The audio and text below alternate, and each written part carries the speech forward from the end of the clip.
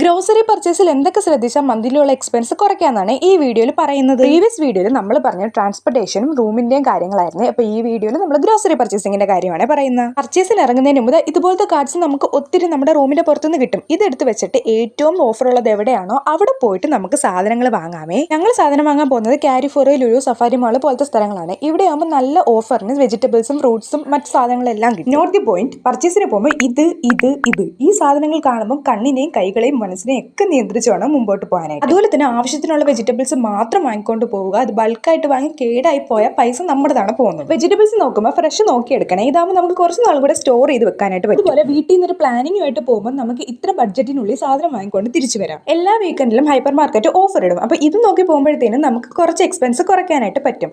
അപ്പം ഇതാണ് grocery purchase ശ്രദ്ധിക്കേണ്ട കാര്യങ്ങൾ. ഇനിയും ഇതുപോലത്തെ വീഡിയോസ് ഞാൻ അപ്ലോഡ് ചെയ്യും. ഇപ്പോൾ എൻ്റെ അക്കൗണ്ടിൽ നിന്ന് സബ്സ്ക്രൈബ് ചെയ്യണേ.